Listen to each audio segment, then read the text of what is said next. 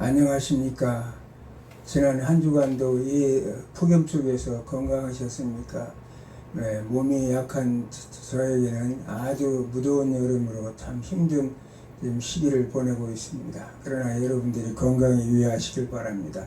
말씀이 있기에 우리는 이 모든 환난과 공고 속에서도 우리는 세상을 이길 수 있고 그런 것들을 극복하면서 저 영원한 하나님 나라를 바라보며 살아갈 수 있음을 고백합니다. 지난 시간 우리는 로마 교황권의 부패를 봤습니다. 로마 교황권의 부패. 로마 교황권의 부패는 우리가 잘 알다시피 그들이 하나님 나라 원리를 잘 몰랐기 때문에 잘못된 이 교권이 세속 권세를 지배하려는 그런 욕망 땅에 이루어진 아버지의 사건이었음을 우리가 알 수 있습니다. 그러나 하나님께서는 하나님의 질서와 법칙을 이제 새롭게 세울 수 있는 이 때가 이르러서 이제 그 모든 것들을 조화롭게 이루어 나가는 것을 우리가 알 수 있습니다. 자, 우리가 하나님 나라 원리를 한번 보겠습니다. 하나님 나라.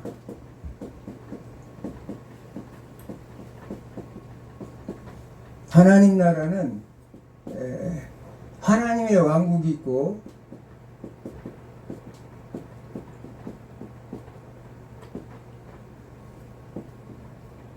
세상 나라의 왕국.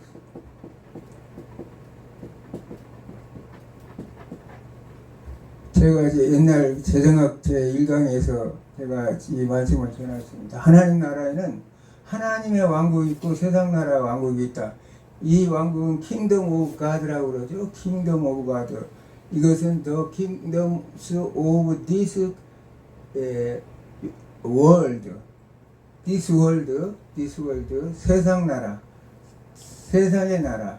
이 나라는 그러면은 어떻게 하냐? 이것이 두 개로 구분되어 있지만 실상은 이것은 서로 독립적이지 않고 차별적이지 않다는 거예요. 왜 그러냐면 서로 의존적이고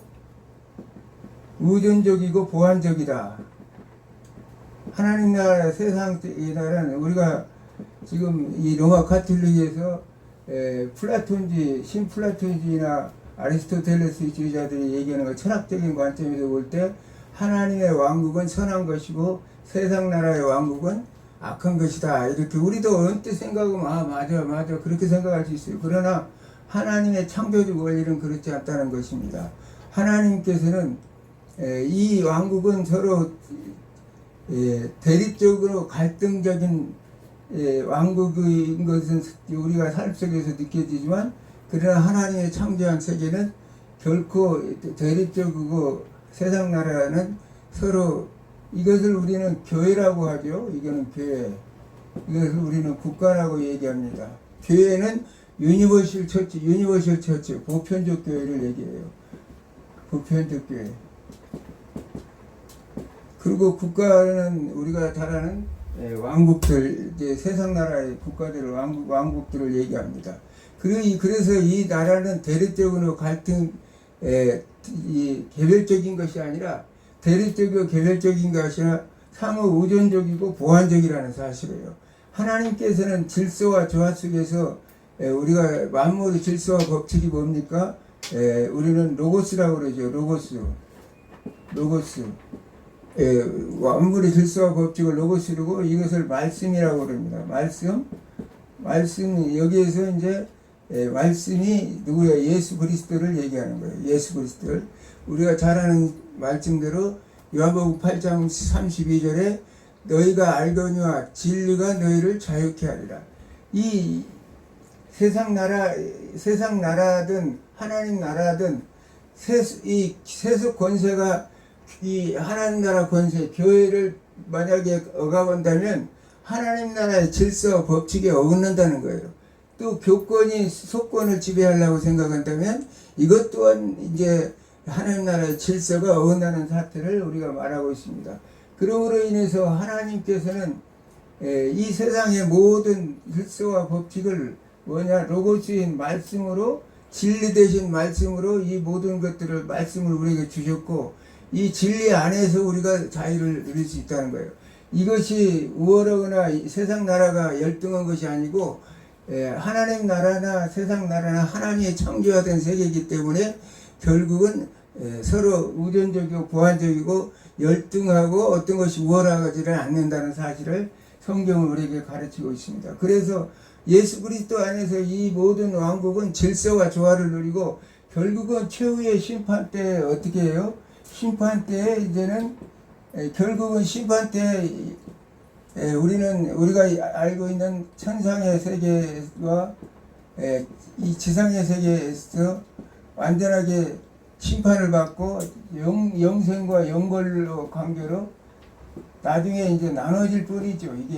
이게 나눠질 뿐이지 이 예수 그리스도의 재림의 심판이 이전에는 이 모든 왕국은 서로 질서와 조화 속에서 어떤 것이 열등하거나 우월한 것이 아니고 서로 의존적이고 상호 보완적이라는 사실을 여러분들이 알 수 있습니다. 국가가 없으면 하나님의 교회도 이게 존재하기 어렵습니다.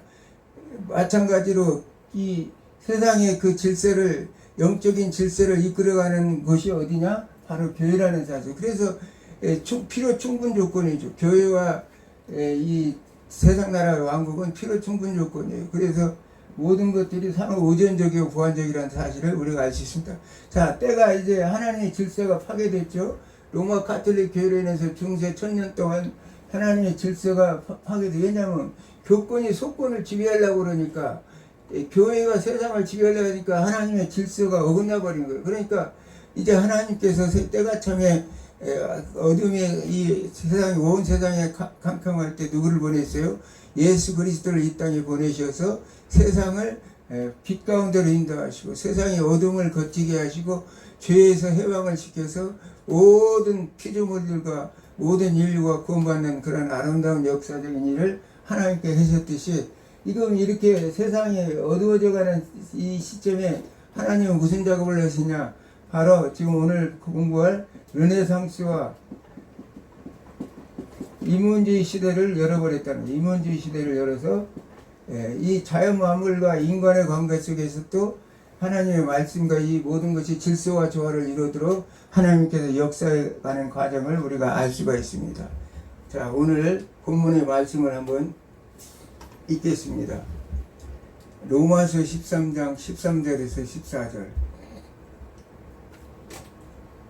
낮에와 같이 단정히 행하고 방탕하거나 술 취하지 말며 음란하거나 호색하지 말며 다투거나 시기하지 말고 오직 주 예수 그리스도로 옷 입고 정욕을 위하여 육신의 일을 도모하지 말라. 아멘. 자, 이것은 어거스틴이 우리가 회심했던 아주 유명한 구절이죠. 그가 이제 불우한 이 청년에서 어떻게 바뀌었습니까? 성자로, 말하자면 아주 허랑방탕한 그 고백록에서 자기가 말했듯이 허랑방탕한 자신의 인생 속에서 하나님을 모르고 어둠 속에서 방탕하고 술 취하며 호색하고 음란할 그런 삶을 살다가 이 말씀을 듣고 깨달아서 예수 그리스도를 영접하고 온전하게 회복되는 그런 계기를 이뤘듯이 오늘 이 말씀을 주는 것은 우리가 중세 형식주의에서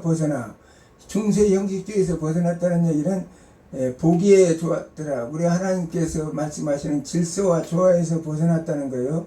여기서 이제 하나님 나라의 질서와 조화 속에서 벗어나서 내면의 경건함과 새로운 삶으로 태도를 강조한 구절이라고 이렇게 말씀드릴 수가 있습니다. 내면의 경건함과 새로운 삶의 태도를 바꿔주는 형식주의에서 벗어나서 중세 교회는 참 형식주의를 굉장히 강조했죠. 예배를 중시하고 예배 이 절차라든지 예식 드리는 그런 행위를 굉장히 아주 중시했던 것을 봅니다. 그래서 이 르네상스라는 말은 미술과 건축, 과학 등 포함한 전문적인 문화예술의 부흥운동이며 문화예술의 부흥운동이고 인문주의는 고대 그리스 로마 고전을 연구해서 인간 정신적 가치를 탐구하는 사상적 태도입니다. 자, 르네상스라는 말은 프랑스어로 재생 또는 부활이라는 뜻을 말하면서 14세기부터 16세기 사이에 일어난 학문과 예술 분야의 문화적 부흥 운동인 문해부흥 운동을 말하고 있습니다. 문해부흥 운동은 뭐냐? 인간의 육체적인 열정과 삶에 대한 자유로운 탐구를 속박해온 수도원 금욕주의와 오직 신학적 가치에만 추구했던 스콜라주의의 반동 세력으로 등장한 일종의 시대 정신이라는 사실이에요.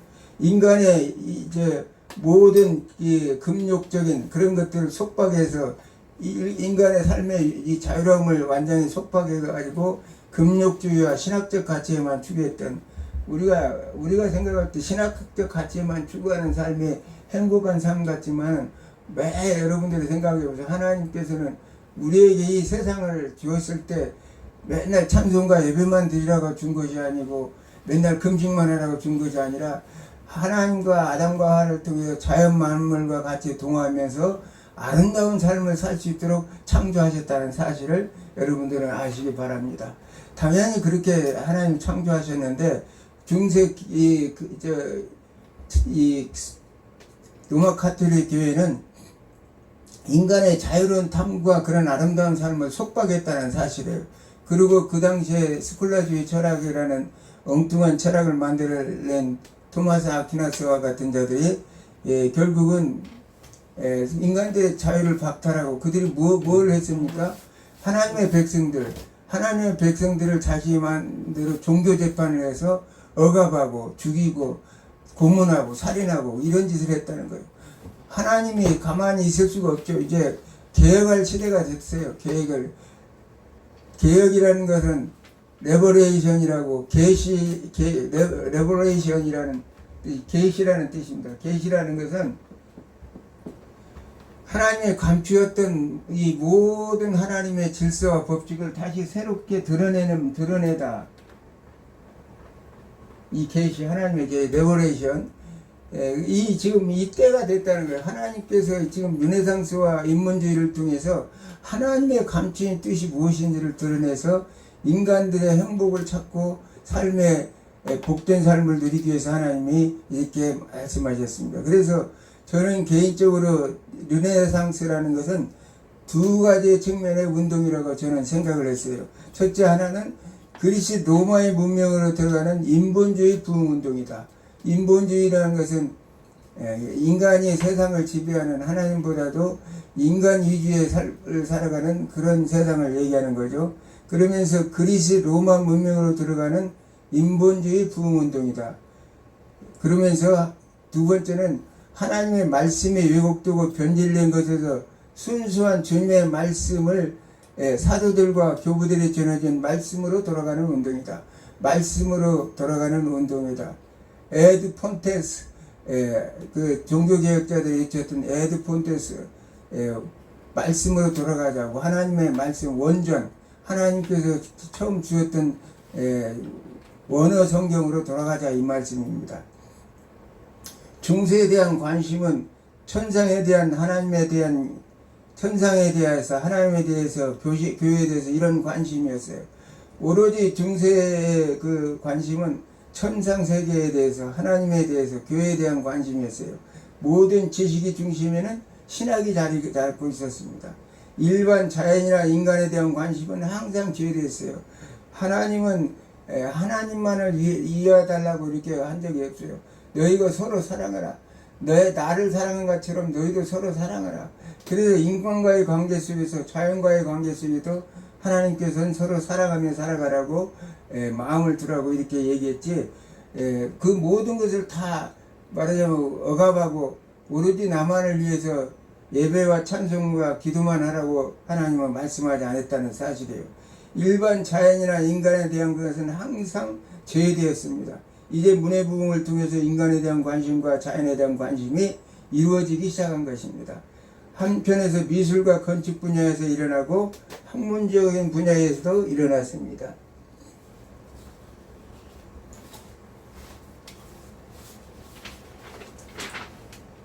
르네상스는 신중심이었던 중세에서 벗어나 인간의 가치와 개성을 중요하게 여기게 되었다는 사실입니다. 예술의 과학의 발전을 가져왔습니다. 미술에서 원근법이 쓰였고 인체와 자연을 깊이 관찰했어요. 중세 신율 시대에서 인간의 자율 시대에 도입되는 그런 기준이 된 거예요. 인간의 자율 시대, 일정한 이성과 양심이 그 모든 것들을 지배하는 그런 시대로 바뀌었다는 사실이에요. 피렌체와 같은 이탈리아 도시에서 먼저 시작되어 유럽 전역으로 퍼져나갔습니다. 대표적인 예술가와 작품으로는 레오나르도 다빈치의 모나리자와 최후의 심판 등이 있습니다. 자, 미켈란젤로는 피에타, 다비드, 천지창조. 다비드는 다윗의 동상을 얘기하죠. 그러면서 차가운 대리석과 벽면에 인간의 깊은 감정과 완변한 해부학적 구조를 불어넣은 르네상스 시대의 위대한 걸작들입니다.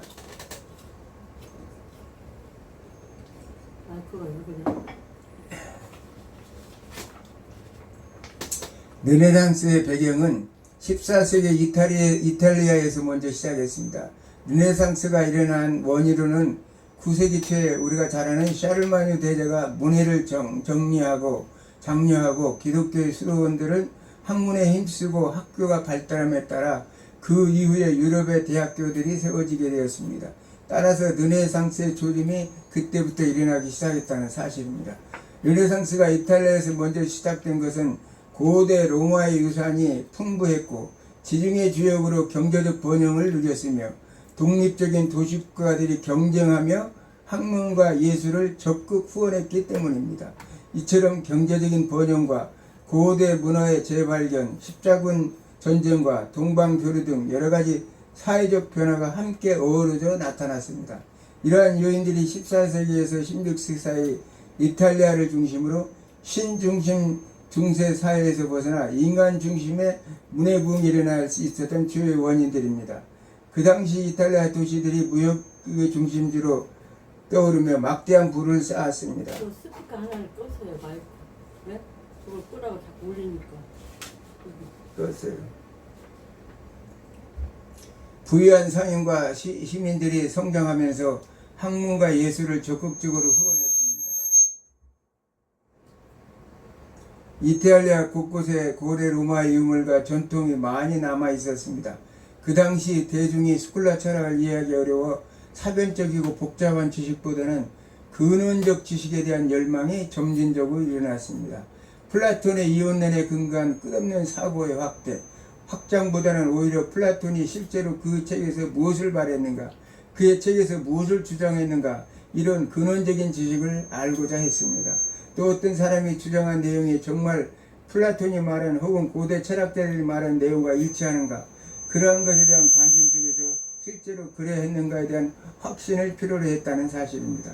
스콜라 철학의 체계적인 논리나 정연한 묘사보다도 문헌에 기록된 사실에 근거하여 사실적이고 직설적인 표현에 관심을 둔 것입니다. 이런 관심 속에서 고대에 대한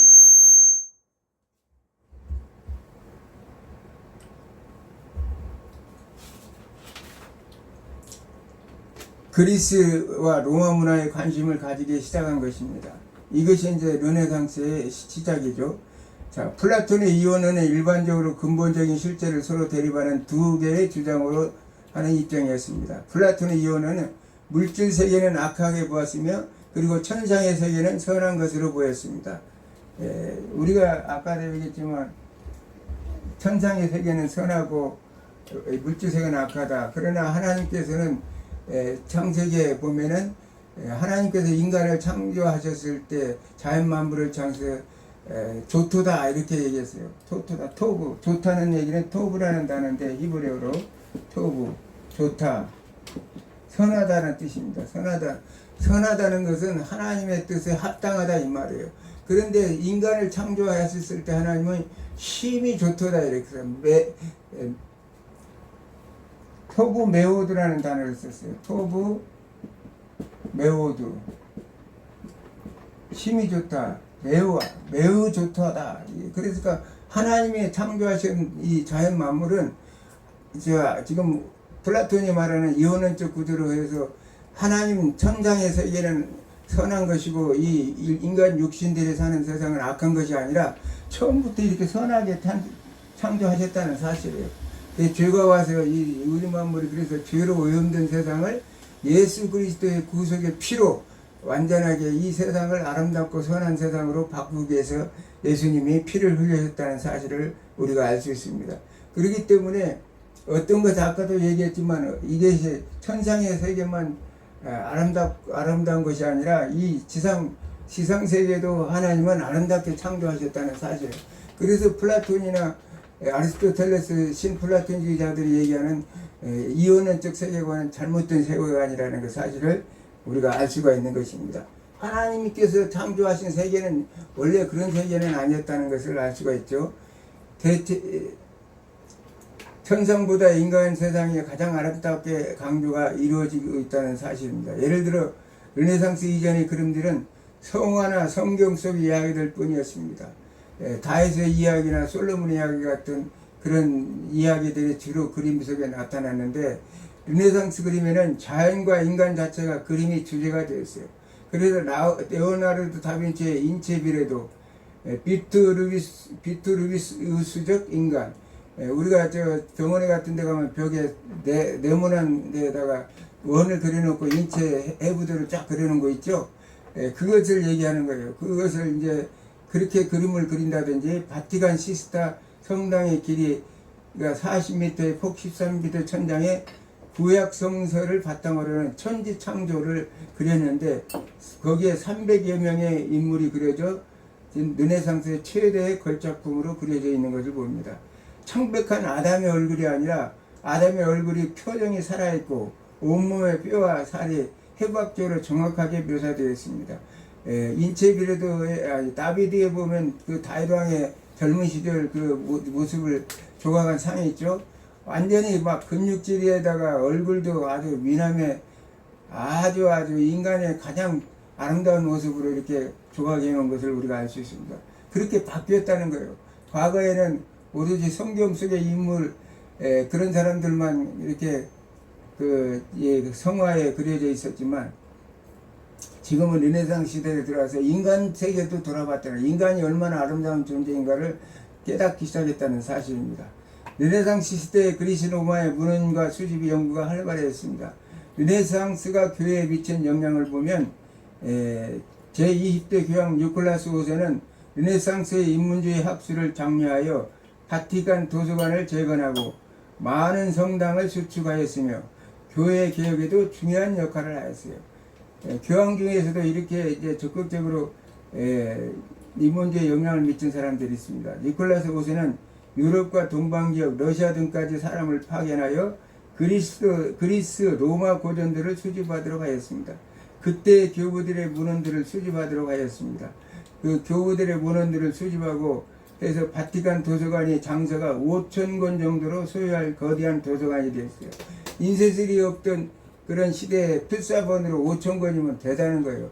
자, 책 한 권이 집 한 채 값이라고 그랬죠. 1년 걸린다고 책 한 권 필사하는데, 성경 하나 필사하는데 집 한 채 값이라고. 그래서 사도 바울 목사님은 참으로 부자였구나를 우리가 알 수 있고, 가죽 성경을 썼던 걸 보면 이러한 현상은 학문에 관심 있는 사람들은 유럽 전역에서 이루어졌으며 구텐베르가 인쇄술이 발달하면서 그 책들을 대량으로 찍어냈어요.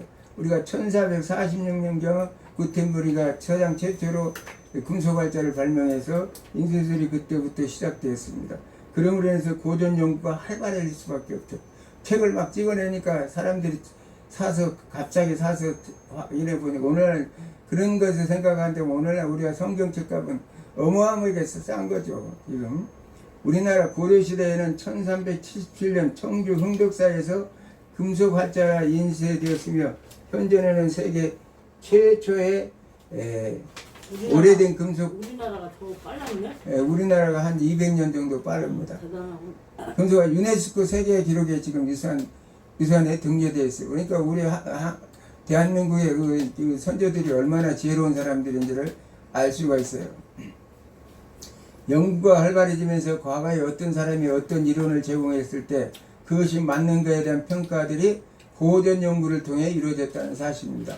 로마 카톨릭 교회가 이런 교리를 이야기했을 때 그것이 성경적으로 맞는가, 헬라 성경이나 히브리어 성경을 통해서 과연 그 교회가 주장한 것이 맞는가라는 비평학적 연구들이 이루어지기 시작했습니다.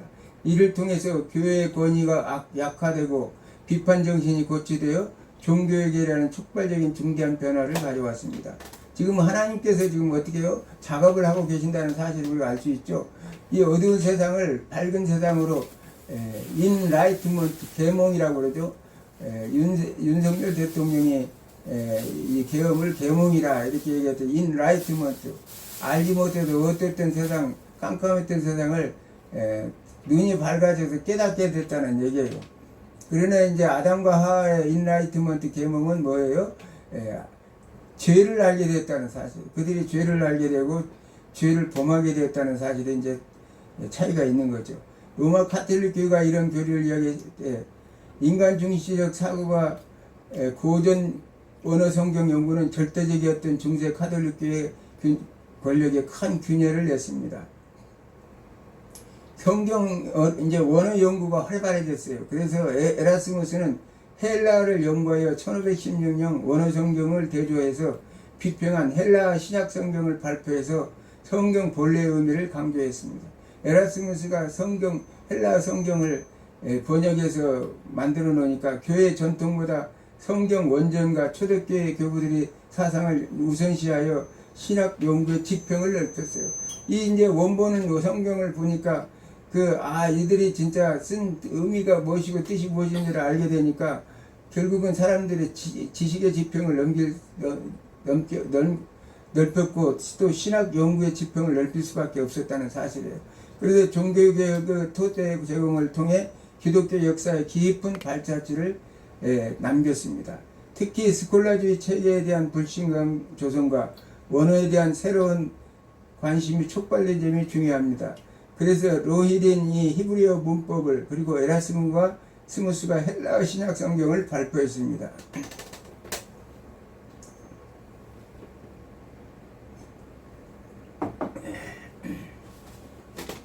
저도 이 말씀 준비하려면 항상 제일 옆에서 갖다 두는 게 원어 성경이에요. 왜냐하면 단어라든지 어떤 문장의 텍스트가 좀 이상하다 생각할 때는 원어 성경을 보고 그 의미를 찾고 하면 굉장히 빨리 깨닫게 되고 그 정확한 의미를 알 수가 있었습니다. 로렌치 빌라라는 사람은 초대교회 당시에 교황권 옹호를 위해 사용하였던 콘스탄틴 황제의 기증서와 거짓 문서임을 발견했어요. 이 문서는 콘스탄틴 황제가 교황에게 이탈리아 영의 일부를 하산한다는 내용이 담겨 있는데 로렌치 빌라가 면밀히 고증을 통해서 이 문서가 유죄되었다는 것을 밝혀냈습니다. 그 로마 교황청에서 욕심이 뭐 해가지고 문서까지 위조해가지고 여기는 교황청 령이라고 콘스탄 대제가 우리에게 줬다 이렇게 얘기해서 그 문서를 이용해서 세속적인 권세에 지배했다는 사실입니다. 자, 인간 중심적 세계관이 이제 탄생했는데 인간 중심적 세계관이라는 것은 신중심의 절대 질서에서 벗어나 인간의 이성과 개성을 중시하면서 맹목적인 교회 복종 태도가 없어졌다는 사실을. 맹목적으로 그동안은 그 중세 교회는 하나님에 대한 맹목적인 복종과 그리고 교황에 대한 맹목적인 복종과 신부들에 대한 맹목적인 복종이 있었지만 이런 태도가 이제 옅어졌다는 사실입니다. 인문주의 학자들이 교황청과 성직자의 물질주의, 부패를 신랄하게 풍자하고 비판했다는 사실입니다. 화려한 성례전이나 교회 형식보다 신자 개인의 경건함과 평신도의 역할을 강조했어요. 르네상스의 자유로운 학문적 비판은 16세기의 마르틴 루터 등의 종교에 일어나시는 사상적 정신적 토대를 마련했습니다. 아까 얘기했죠. 두 번째 하나님께서 잘못된 계시의 말씀을 깨달아서 말씀으로 돌아가자는 하나님의 의도가 있었다는 사실을. 그 당시에 중세 민족주의는 르네상스와 교회의 운동에 의해서 지각된 사상입니다. 로마 교황권이 부정부패에 대한 비판은 극에 달하여 많은 나라들이 제국주의적 교황권 착취에서 벗어나려고 노력하였다는 사실입니다. 여기에 이제 인문주의가 이제 르네상스 하면 인문주의가 따라붙죠. 인문주의라는 것은 우리가 영어로 휴머니즘이라고 그러죠. 인간의 존엄성과 이성 그리고 행복을 가장 소중히 여기는 생각입니다. 인문주의가 오늘날은 너무나 이제 앞서가지고 하나님보다도 인간을 더 앞세우는 그런 사상에 대해서 지금은 또 타락하고 부패됐어요. 아까도 얘기했지만 하나님께서는 하나님과 인간과 자연 만물이 서로 질서와 조화 속에서 세상을 살아가는 것이 아름다운 세상이지, 하나님이 인간이 말하자면 하나님보다 더 위에 쓴다는 것은 있을 수가 없는 거죠. 그런데 이 휴머니즘에 의해서 인간의 이성과 존엄성과 행복을 가장 소중하게 생각했다는 사실입니다. 신이나 하나님보다 자연보다 인간이 중심이 되며 모든 사람의 가치를 존중했습니다. 사람은 평등해. 아까도 예수님은 우리에게 자유를 주시려고 왔죠. 너희를 자유케 하시려고 오셨다 이렇게 말씀하셨습니다. 인간은 어떻게 인간을 지배하고 인간이 있을 수가 없는 거예요. 사람과 사람 사이에는 갈등과 대립이 있을 수 없고 오로지 하나님의 사랑만 있는 것입니다. 신이 계시되신 인성과 경험으로 세상을 이해했어요. 베이컨 같은 사람들은 그렇다고 그랬죠. 아까 토마스 아퀴나스도 하나님의 말씀에다 이성을 접목시켜가지고 성경 하나님의 말씀을 왜곡시켰다고 제가 말씀드렸습니다. 이 세상에서 인간이 누릴 행복과 자유를 중요하게 여깁니다. 인문주의자들은 이상은 인간이 자신 속에 잠재된 능력을 최대한 발휘하는 것입니다. 인간의 잠재된 능력을 최대한 발휘. 아리스토텔레스가 뭐라고 말했습니까? 모든 이 우주 만물의 질서와 법칙이 자연 안에 있다. 그러니까 그것을 잘 발견해서 하면 결국은 이 세상 문화와 문명을 발전시킬 수 있다고 말한 것이 바로 인문주의자의 생각이었다는 거예요. 이상은 인간의 잠재된 능력을 최대한 발휘하는 것이라는 사실입니다. 특히 기독교 입문자들은 성경의 원문의 의미와 취재를 탐구했습니다. 원전으로 돌아가자. 아까 기독교 입문자들이 했던 라틴어 아드 폰테스, 라틴어 아드 폰테스, 원문으로 돌아가자. 원전 성경으로 돌아가자. 중세 왜곡을 넘어 그리스 로마 고전이나 성경 원문 같은 근원과 본질을 바르게 회복하자는 학문적 종교개혁적 구호입니다.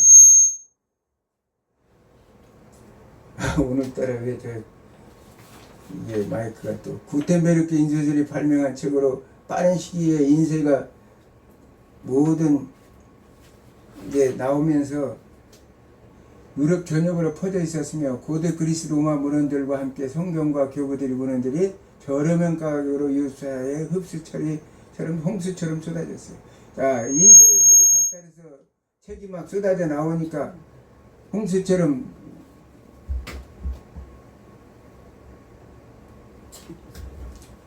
책이 홍수처럼 쏟아져 내릴 거 가격이 인하되니까 그러죠. 오늘날 우리가 처음 건 참 얼마 되지도 않은 돈으로 살 수 있는 것이 얼마나 복입니까?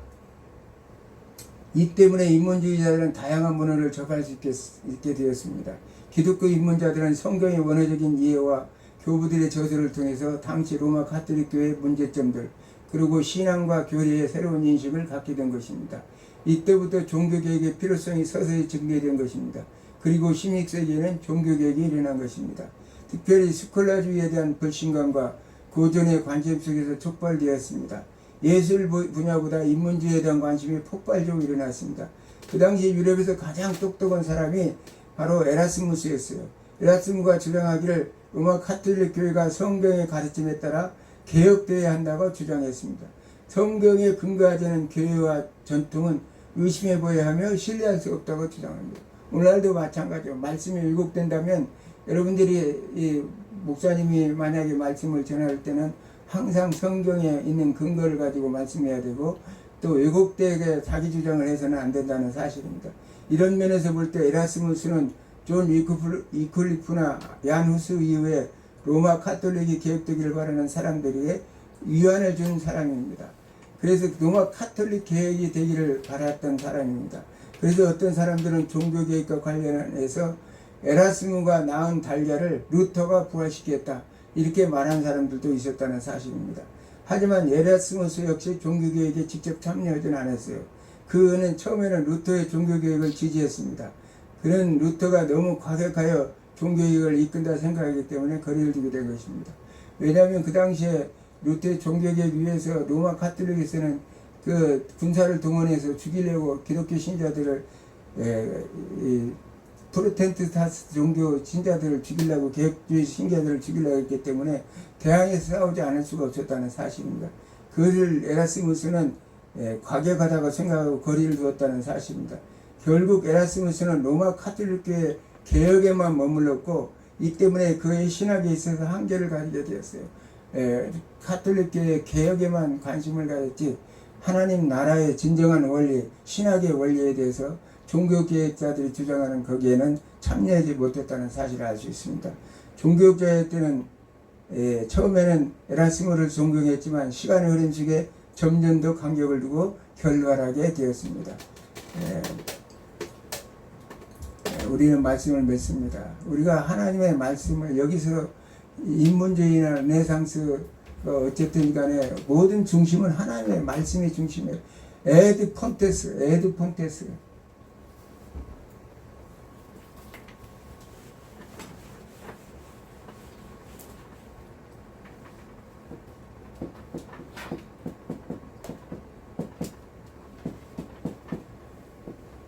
원전으로 돌아가자. 하나님의 말씀이 가장 중심이 된다는 사실을 여러분들이 아시고 한 주간도 우리가 이 오늘 르네상스와 인문주의에 대해서 제가 짧은 시간에 그 거대한 르네상스 문화와 인문주의 문화를 제가 다 설명할 수 없었지만 대충 이렇구나 이런 것을 생각해 보면 여러분들이 좀 생각을 해봤습니다. 로마 카톨릭의 잘못된 신학 속에서 하나님의 말씀의 원전으로 돌아가자. 이 말씀을 생각하면 에드 폰테스 원전으로 돌아가자. 이게 라틴어죠. 에드 폰테스